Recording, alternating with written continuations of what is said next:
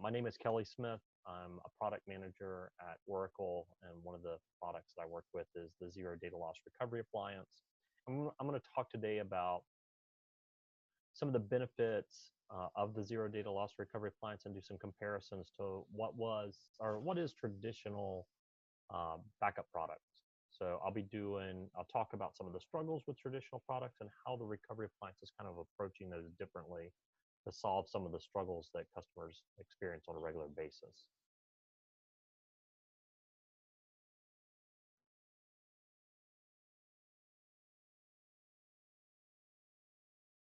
Okay, so safe harbor statement, because I might touch on a couple things that are coming in the future depending on what questions come in through the chat.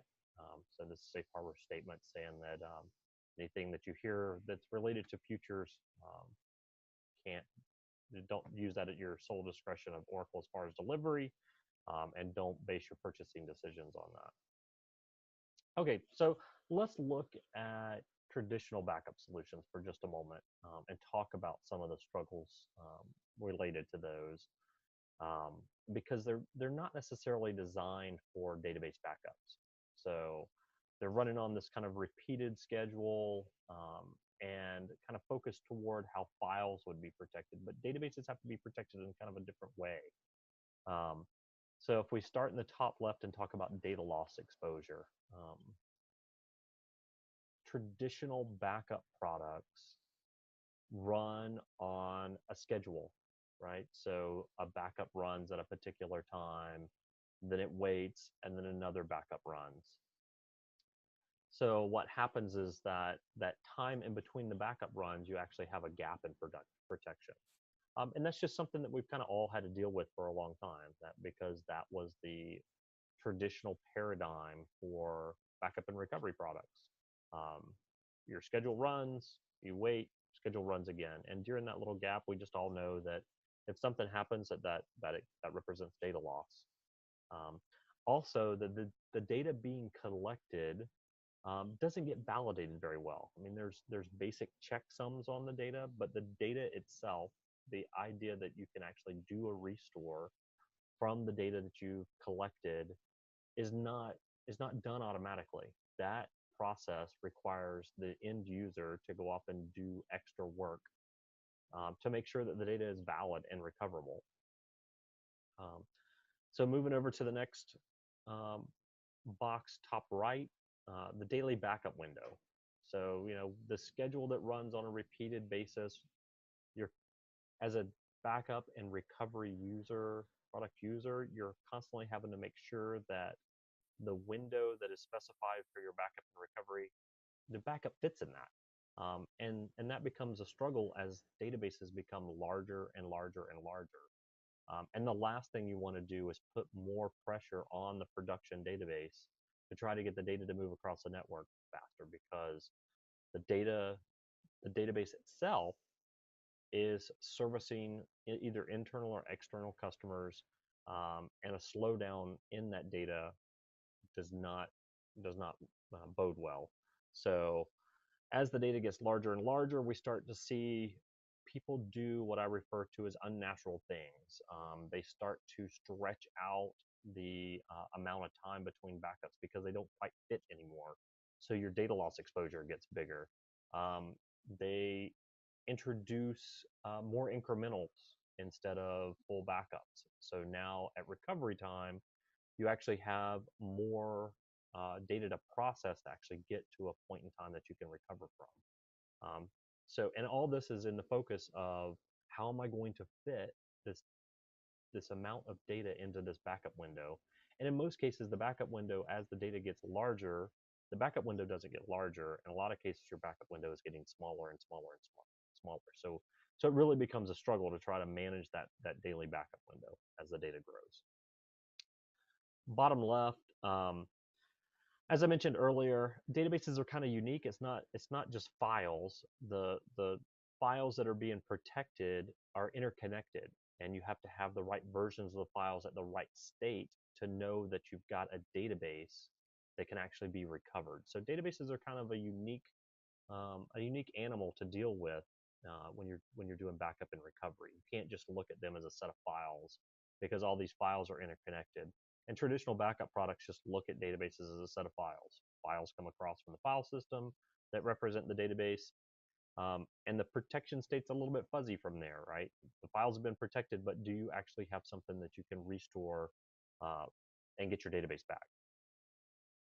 And then finally, bottom right, the number of systems to manage can become unwieldy. As your data grows and you outgrow the solution that you've got in place for backup and recovery, you typically have to just purchase another backup appliance or more storage. And what you essentially end up doing is you end up with more and more things to manage. Um, you've got to load balance across all those individual devices. You've got to do capacity management across all those different devices. If a new database comes in that needs to be protected, where do you put it? You've got to consider, how much work each one of those devices is doing. So it becomes all these little islands of management that just becomes unwieldy. So you want a solution that can scale out and grow with you rather than implement new little islands to manage. Okay, so let's move forward and let's look at traditional backup. So I talked about, on that first slide, trying to manage and fit things into the backup window and know that the data is being protected because it's running on this continuous schedule. So let's actually look at what's a very traditional backup process: weekly full, daily incremental. And then you do some kind of filling in the gaps with the backup of the archive redo log in a database to make sure that you can get granular points in time. But if we look at those fulls, most of the full backup that's taken is just unchanged data. So you're wasting a lot of time traversing through the same data over and over and over again. In this case, it's very common to do that once a week. So your entire database would get protected again, sent across the network, put onto storage over and over again, even though 90+% of it's probably never changing. And then you're filling in the gaps during the day for individual days with incrementals. So you've got an incremental that runs every day. And then you have your archive redo log backups, and those kind of fill in the gaps in those days. But one of the things that, as I mentioned before, at some point there's a last backup. So even though you're protecting your archive redo logs on a timer schedule, you're doing incrementals, there's still this little gap of logs that haven't been protected. And you kind of see those down here in the bottom right, is that little gap for where the last backup occurred.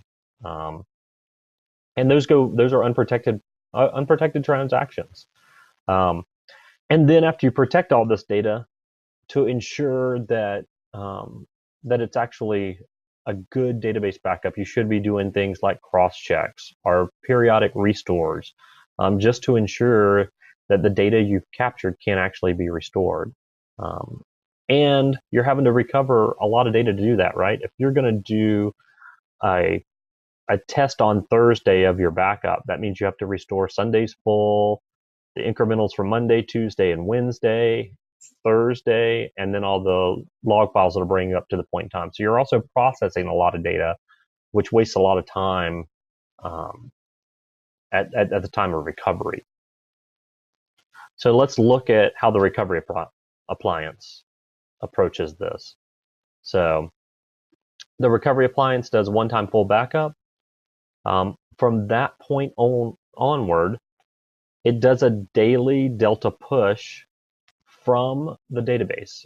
So the recovery appliance asks the database to send over the change blocks that have occurred since the last backup, takes those change blocks and builds out a virtual full representation of that. So even though the recovery appliance is only asking for change blocks every single day, the view that you get from the RMAN and the recovery catalog is actually a full.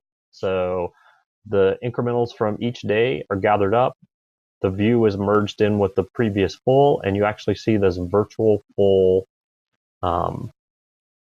backup that's available for recovery. So that means even though you're doing incrementals every single day. If you needed to restore on this last Saturday in the chain, you don't have to go back to your full that was, 3 Sundays before and recover all the incrementals that have occurred over time.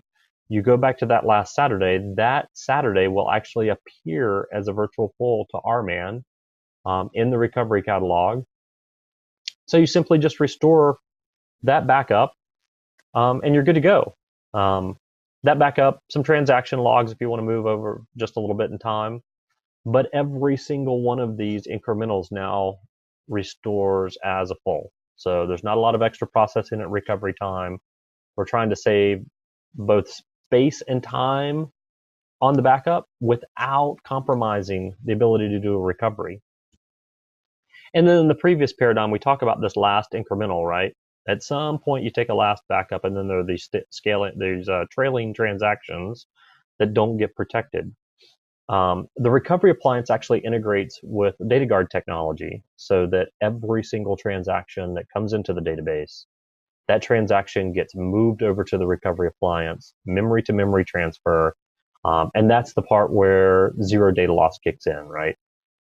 Because every single transaction that lands on the production database is moved over to the recovery appliance, and you get this real-time redo protection. So there never is this trailing set of transaction logs that are not being protected. That archive redo is constantly being streamed over and being protected by the recovery appliance. So you can get up to the very last transaction that occurred in the database at time of recovery.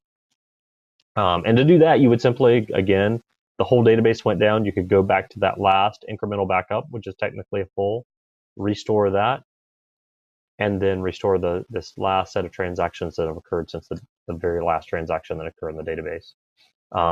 The recovery appliance also has a built-in recovery catalog. So it has a very clear understanding and is the one source of truth about how all this data exists for the database. It's looking beyond the fact that these are just files that have come in. It truly understands the concept of the database itself, how the database is put together, and all the individual pieces. And I'll talk a little bit about that in depth next. One brief stop. So if we think about this paradigm where incrementals are fulls and there is no gap in the transaction logs, every single transaction is coming into the recovery appliance. One of the things that people don't think about and is something kind of interesting to consider is, what does that do to your maintenance cycle? Today when you're going to do maintenance, one of the first things you would do is you would do another backup. Well, in this particular case, you're always protected. So you can really think about maintenance in kind of a different light. It's not so much, the backup doesn't become a burden on your maintenance process. Every single transaction is protected all the time, and you just let your incrementals take place as they would. You don't have to worry about trying to go back, capture a full, then do your maintenance. So the database, is constantly moving. The backup in the case of the recovery appliance is moving with you, and maintenance becomes, a non-issue when it comes to making sure the database is protected before the maintenance starts, because you can go to that transaction that occurred right before maintenance. Okay, so let's move forward here. Let's talk about what's happening behind the scenes. Like, how is the recovery appliance able to do all this? So let's look at what happens with the data as it comes into the recovery appliance.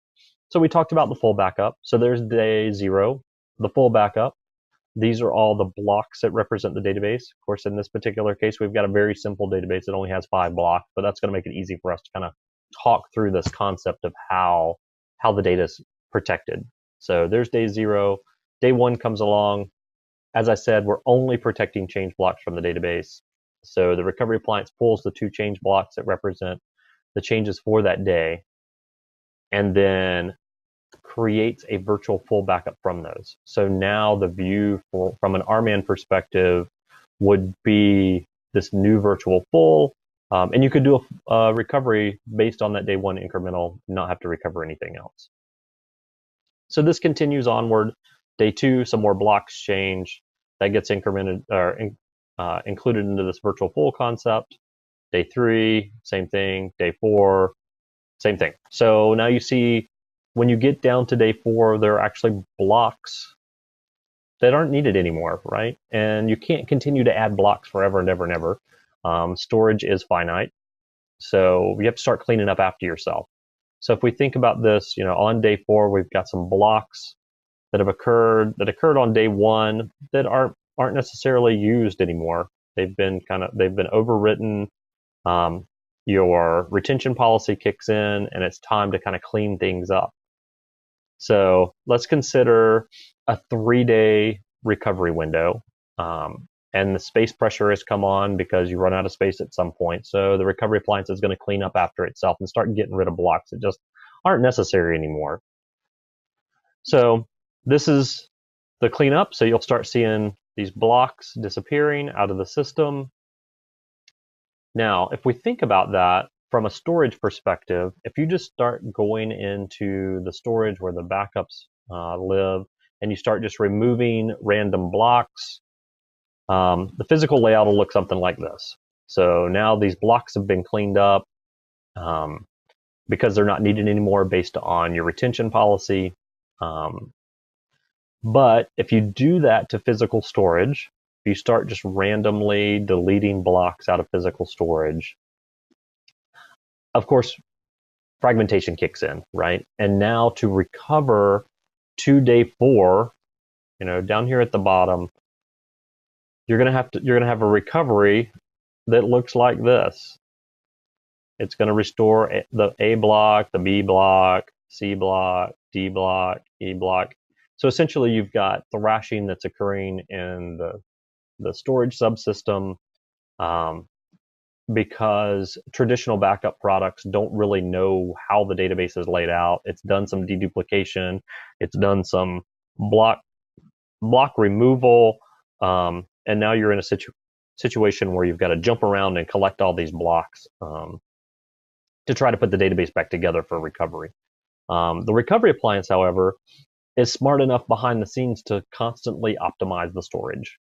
It is optimizing the storage to make sure that your most recent backups are in contiguous space.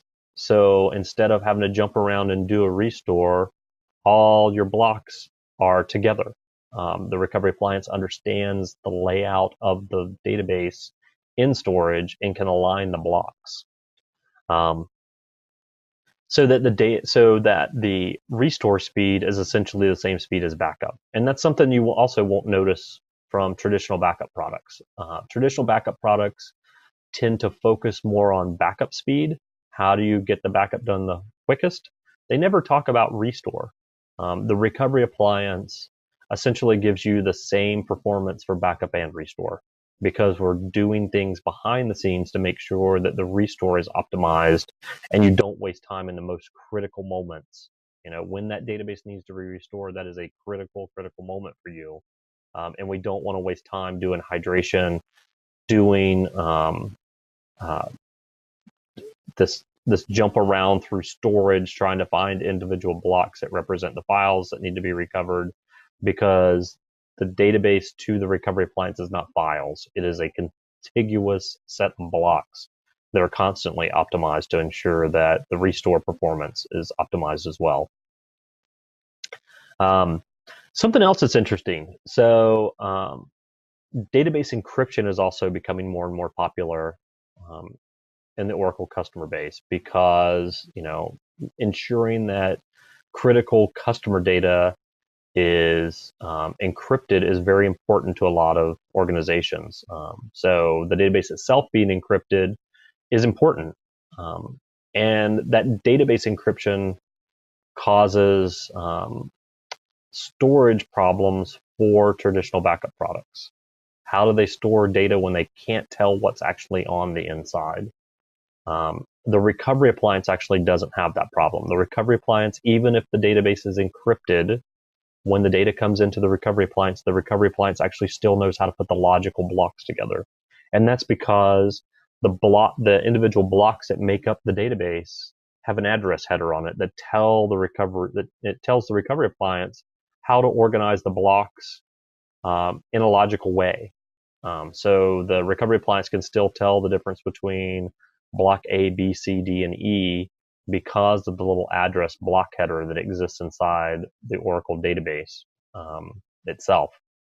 So even though the data is encrypted, the recovery appliance can still understand the block layout and can do the optimization necessary for this, the storage optimization. Can get rid of duplicates, can store the data in an optimized format. Also, the recovery appliance, if we think about the fact that it's always requesting change blocks from the database, we don't have to worry about post-process deduplication. Duplicate data is never moved from the production database into the recovery appliance to begin with. So there's no post-processing. We're not asking you as a DBA or as a backup and recovery specialist to move the full to the recovery appliance and then have the recovery appliance determine all the change blocks. We don't do post-processing like that to determine deduplication. We simply ask the database itself, because the database keeps track of what's changed. We just ask the database, give us the change blocks since the last backup. The change blocks come across to the recovery appliance, and there's no need to do deduplication post-processing on that data because it's already deduped from the source. And it's deduped in a way that doesn't require extra resources from the source. We're not pumping data through an optimization algorithm on the source to try to figure out the changes. We're leveraging the knowledge within the actual Oracle database itself to do that from the get-go. Okay, so let's move on. So the recovery appliance is now collecting all this data. It's storing it in an optimized way, making your recovery experience as optimized as possible. You've got speed for backup and restore almost equivalent. But you got to make sure that those blocks are good, right? So we're doing things behind the scenes to validate the blocks. The recovery appliance, as I mentioned, understands the layout of the database, understands how the blocks are put together, understands that data that is protected represents points in time in the database.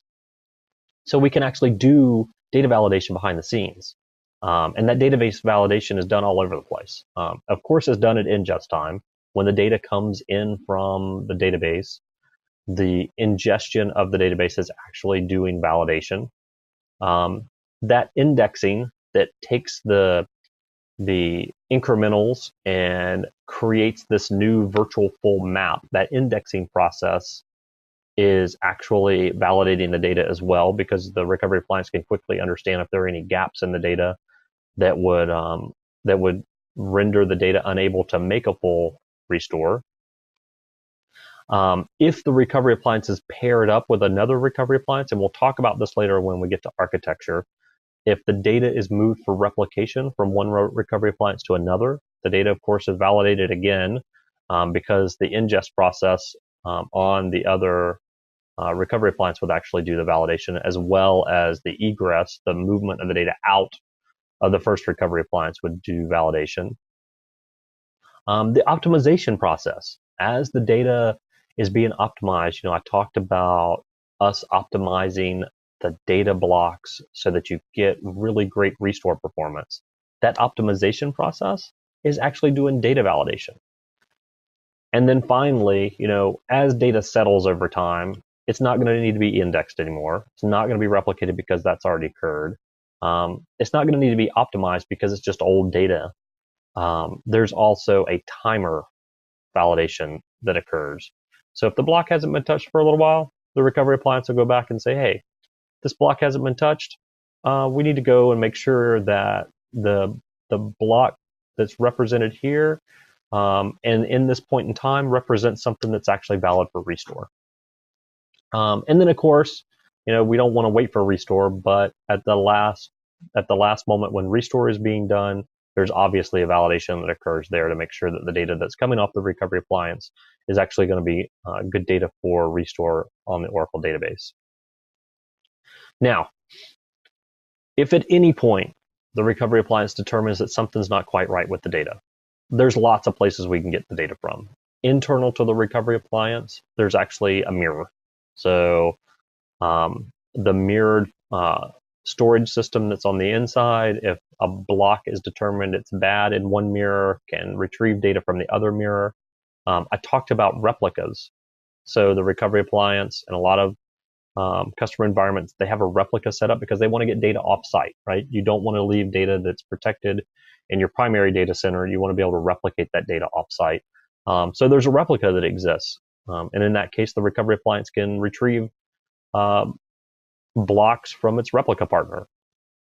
And then finally, we've got all these archive logs. So there's the ability to, fill the redo gaps by fetching the archive log. If all that automated process happens to fail, and there's still a problem with validation, the recovery appliance will immediately display alerts up through Enterprise Manager. Everything about recovery appliance management is done through Enterprise Manager. We want to make it, a simple console that's already being leveraged for database management. So the recovery appliance integrates into that. If a problem occurs, we want to immediately tell you about it. The last thing we want to do is put you in a situation where it's time to do a restore, and that's when you realize that there's a data validation problem. We want to make sure it's done immediately, that alert comes up immediately so that you know that there's a problem with one of the points in time, and you can take action to repair it. Okay, so speaking of the Enterprise Manager, this is basically what the plugin looks like for the Enterprise Manager. This is the protected databases view. So on the left-hand side, you can see all the protected databases. I'm going to build this out because there are a few pieces of information that's very important and gives you a lot of valuable information that's just not available from traditional backup products. So left-hand side, there's your database that's being protected. It tells you the size of the database. You tell the recovery appliance what your recovery window goal is. The interesting part here is the recovery appliance will then do space requirements planning for you. So if you tell it you have a particular database, how long you want to keep the database, the recovery appliance will tell you the space that is required to protect that database for that length of time. That's really, really powerful for planning, and kind of gives you the opportunity to question, the DBA if they tell you to keep a database for a certain amount of time, and the space required for that becomes unwieldy. It may make you think about how long you're going to keep data based on how much space is needed. And then, of course, it also gives you the ability to easily plan for space utilization over time. And as the recovery appliance protects this database more and more, it becomes more and more accurate for space utilization, because it's seen the database multiple times, it understands what the change rate of the database looks like, and can give you very accurate numbers that represent your space utilization so that you can do future planning. It's really easy to do space planning when you know exactly how much space is needed to protect the database, and how that number is going to change over time.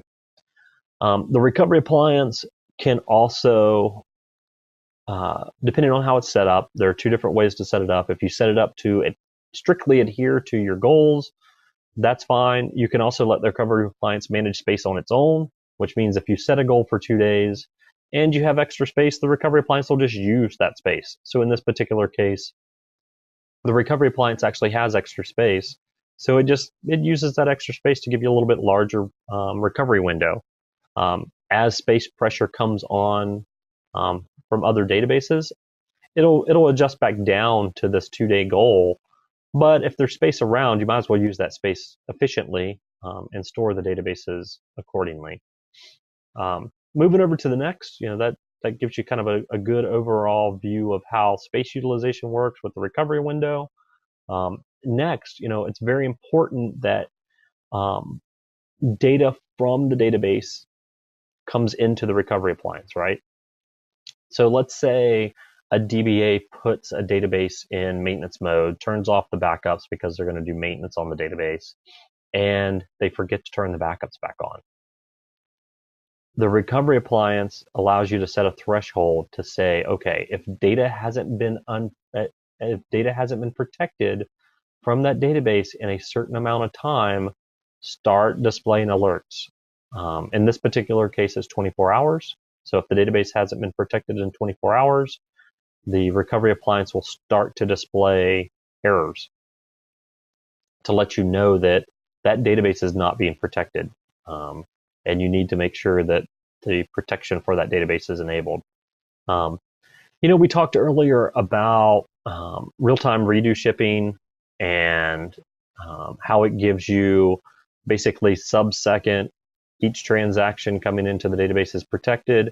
That's actually an option. So if you have databases in your environment that don't require that level of protection, that's optional. You don't have to enable real-time redo, and it shows right here, right? This first database does not have real-time redo shipping turned on, and it's just running a scheduled backup. It could be a non-critical database. Data doesn't change in that database very often, so you're just running a backup. But still, the recovery appliance will keep track and know exactly how long it's been since the last backup occurred. So it understands what your current unprotected window is. If you have real-time redo log shipping turned on, you'll notice here you've got less than 1 second of data that has not been protected in that database.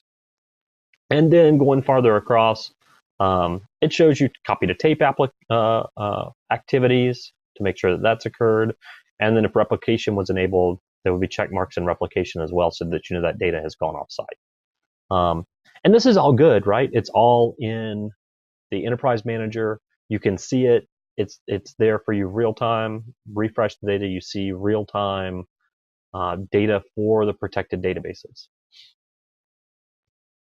On the flip side of that, if you have database owners that like to know how their database is being protected and when, there are reports built into the recovery appliance. So these reports can be sent out to the database owners on a regular basis.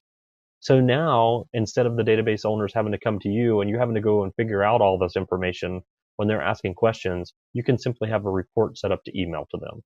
So, and it gives them, valuable information. They know the database is being protected. They know the versions of the database size. So if they're seeing their database size grow, they know that information. They know the policies that are being used, how much space utilization is there, how many days of recovery they have. There's the recovery window goal. This particular database is at 35 days. They can see their last backup, when the next scheduled backup would occur, their unprotected data size, their current recovery window. So their goal is 35 days for this database. In this particular case, they've got 75 days worth of recovery. They've got their space utilization.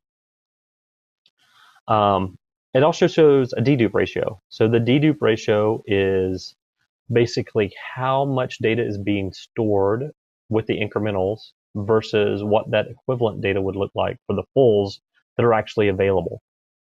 And then, of course, copy to tape operations here. So how much data was sent to tape and when, and the replication. So this is the replication that occurred from this database to the offsite storage. So lots of valuable information for that database owner. And especially if you're in an environment that requires compliance, they've got compliance at their fingertips. Okay, so let's look at the database itself, or the recovery appliance itself. The recovery appliance is based on Exadata architecture. So if you're familiar with Exadata, you're gonna see a very similar paradigm.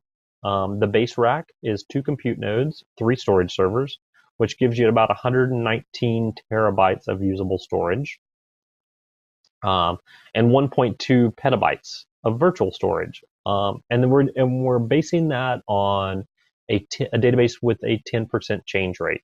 So based on a 10% change rate, you'll see about 119 terabytes of storage. You'll see about 1.2 petabytes of full backups available for your recovery needs.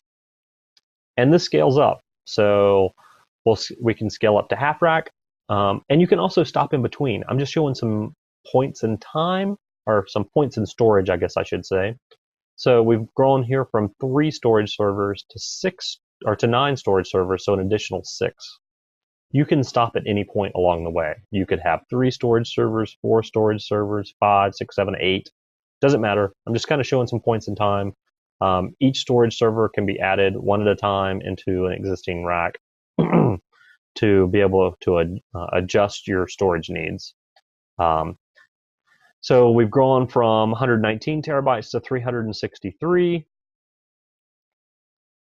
we go all the way up to a full rack, 18 storage servers, 729 terabytes of usable capacity. And now a lot of traditional backup devices, appliances, once you hit the full rack, you got to purchase another rack. And then that means you have 2 things to manage.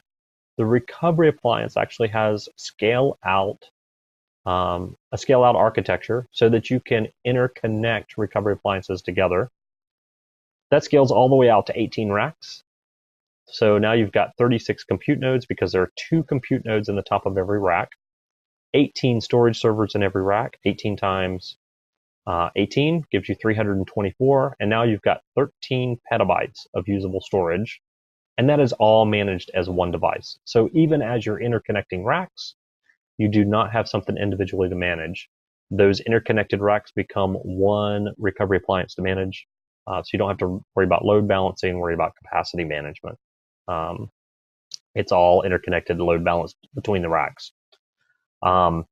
You also do not have to wait until a full rack is populated to add another rack. Because every rack gets 2 compute servers. And that means that the performance characteristics change with the compute servers. So not only are you scaling up with storage here, as you add storage into the recovery appliance, speed actually increases. So the performance of the backup actually increases. So the base rack gives you 3 to 5 terabytes per hour, depending on your configuration. You move up to a half rack, your performance increases all the way up to the full rack, which gives you about 12 terabytes per hour. So it's a scale up as you add storage servers. Now, if you add 2 half racks together, you actually get more performance than a full rack because you get more compute servers in the top. So you can scale performance based on your needs and not have to worry about, not have to concentrate solely on the amount of storage you need. So you want, a lot of recovery appliance customers, when we start talking to them about their environments, one of the things that we really focus on is the amount of time that you want for recovery, and make sure that that's considered about when you're doing sizing for the environment, because you don't want to just focus purely on the amount of storage. You want to focus as well as well on your recovery performance. So you have to make sure that you're balancing storage needs with performance needs, because you want to make sure you can recover your database in the appropriate amount of time for your environment. So you'll see, in our particular case, you'll see customers that put together, they interconnect multiple partial racks to make sure that they get higher storage performance for recoverability. Okay. The other thing that's interesting is if a customer has an existing recovery appliance, they can take components from existing X7, which is the latest release of the recovery appliance, and upgrade their current recovery appliance. So if they're running a recovery appliance X6, they need to add more storage, they can add storage X7 storage servers into their recovery appliance. If they've got a full rack and they need to expand past their full rack. They're not stuck because they have an X6 appliance. They can interconnect an X7 appliance with an X6 appliance to make sure that we want to give them the scale out that they need when they need it, and not let them get stuck with a particular generation of hardware. Obviously there are considerations when you're expanding, and that's something that the sales team helps with, because you want to make sure that you're expanding in storage allocation that matches your needs at the time of expansion. So that's something that the sales team works with the existing recovery appliance customers to understand, because you don't want to have someone come out and expand your storage on your recovery appliance in one at a time. You want to make sure that you're planning accordingly over time, and utilizing upgrades when necessary. Okay, so now let's look back at the four struggles that we talked about in the beginning. So eliminating data loss, right? So we talked about this in the beginning. The recovery appliance gives you 0 to sub 1 second RPO, and that's because we're integrated with the data guard technology, and we're doing real-time redo of transactions from the production database into the recovery appliance. Moving over to minimal impact. So the recovery appliance is actually just requesting change blocks from the production database. Doesn't ever go back for that full again. We want to make sure that we pull the full from the production database one time, and from that point onward, we're only pulling change blocks from the database, and then we're offloading all the processes of producing the full onto the recovery appliance. We're also offloading all the tape processing. So if you need to send a backup to tape, the recovery appliance can pull the change blocks. Then the recovery appliance can build a full to go off to tape, and not have to go back and revisit that production database. We're also very serious about this one-time full paradigm. So if you have a database that's running 11G today, you upgrade to 12C, you still do not have to take a full backup of that database. So even through a database upgrade, the recovery appliance is going to just manage change blocks through that process, and we're only going to do a one-time full backup. So we want to make sure that that database is kept under the lightest load possible. Bottom left, database recoverability. You saw the visibility that you get around space utilization, recoverability. We're doing all that validation behind the scenes. We're taking all that load off the production database. You're not having to go do cross checks on the production database. You can actually let the recovery appliance do all that work behind the scenes. The recovery appliance is going to be constantly doing that validation and not putting that workload back on the production database. And then finally, from a cloud scale out architecture, we saw how the recovery appliance can grow from a base rack all the way up to 18 interconnected racks. So, and that also is all done without downtime. So if you are adding storage or an additional rack into the environment, no downtime is needed. You just add more storage. The storage comes online real time. You don't have to have outages to add that extra storage or that extra performance. Looking at the architecture real quick and kind of going through all the things that we talked about. So left side, protected databases, we talked about only sending incremental changes into the recovery appliance. Real-time redo transactions, or real-time transactions come into the recovery appliance through continuous data protection. Again, leveraging that data guard technology that's been around for a long time. Very tried and true technology to get those transactions over to the recovery appliance. This is all driven through RMAN. That's very important as well, because you don't want to learn something new. If you're using RMAN today to do your Oracle database protection, that all stays the same. So nothing new to learn. It's all RMAN driven, so everybody's familiar with it. The recovery appliance can protect Oracle 10.2 and later on any platform. So it doesn't matter what platform you're running, send the data to the recovery appliance. The recovery appliance can take care of it. There's not database agents to put on the protected databases. It's all built into the architecture of the database itself. And then finally, database data that is stored is validated, and it is compressed. So that's going to save you space. I talked about how fast the restores are because we're constantly doing data optimization. And then it's all controlled through Enterprise Manager. So you have one view to manage your databases and the recovery appliance. If you have long-term storage needs, the recovery appliance can talk directly to tape devices. So you don't have to worry about any additional software. The recovery appliance can connect directly to the tape devices, send the data, and manage that complete life cycle all the way to the tape. And then there's a very rich set of supported hardware out on the support site that can tell you all the different libraries that are supported today.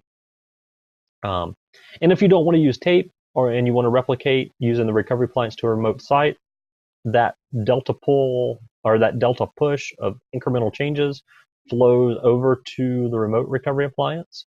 So you set up your policy to tell a particular database to go to the first recovery appliance and then replicate over. This is controlled at the policy level, so you can manage different databases with different retentions at different locations, whether that be recovery appliance at your primary site, the replica, or to tape.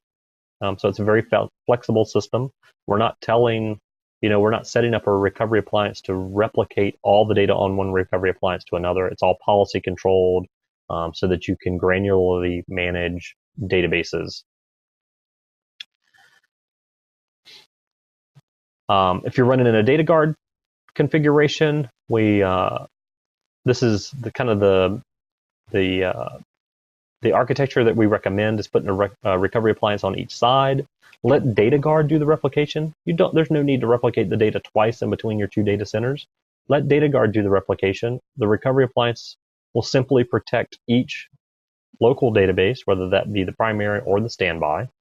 And that way, if one particular location goes down, you still have the secondary location running the database, running the backups. Nothing changes. Also, if you have a role reversal so that the primary becomes the standby, you don't have to make any changes for that. The recovery appliance understands the difference between the primary and a standby, does all the appropriate actions. Everything just continues to run as normal.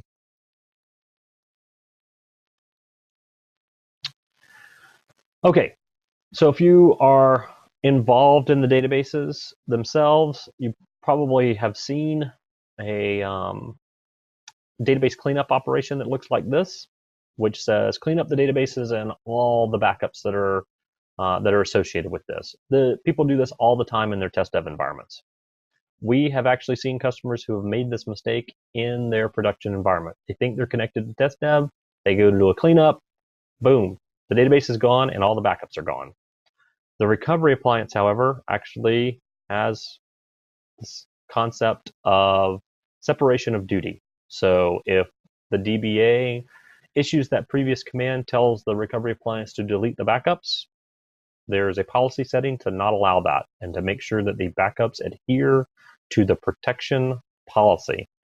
The protection policy will then tell tell RMAN you are not allowed to delete those backups because they are under protection. And this just allows you to protect the databases that are backed up in the recovery appliance from accidental deletion, and make sure that policy is adhered to through the entire lifecycle of the database.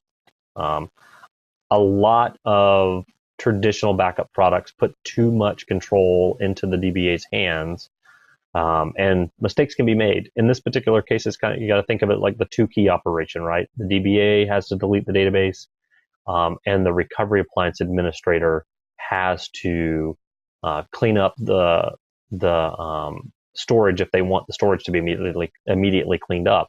If not, you just let the policy that controls the data lifecycle. If the data is supposed to be stored for 30 days, you let the 30 days tick by, the recovery appliance will actually clean up those backups as policy dictates. So the recovery appliance will take care of all that for you.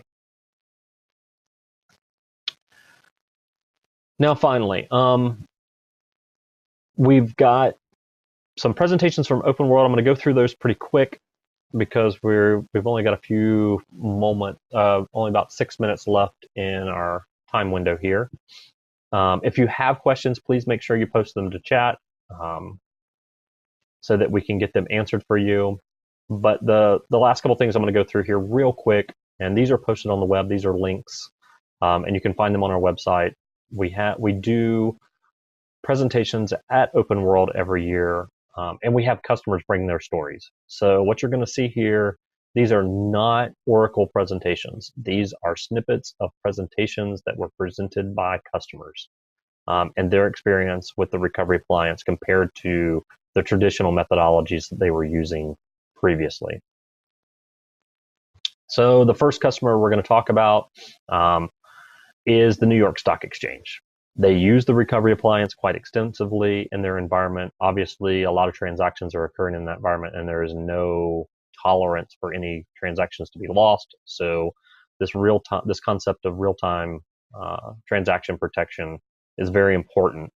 So let's just look at their solution. So they were previously using a deduplication solution.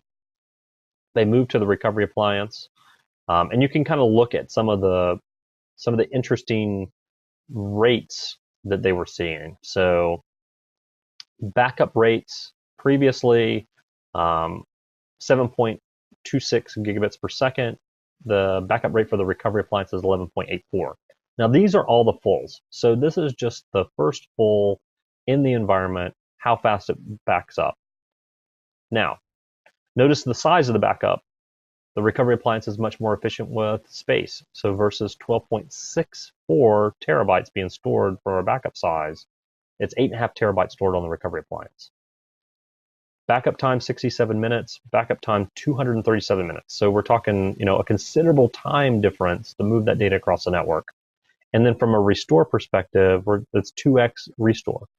Now this is great when you look at pure performance numbers. Now, the interesting part is when you look down here at the bottom, notice the number of channels that are being used. 16 channels here, 48 channels here.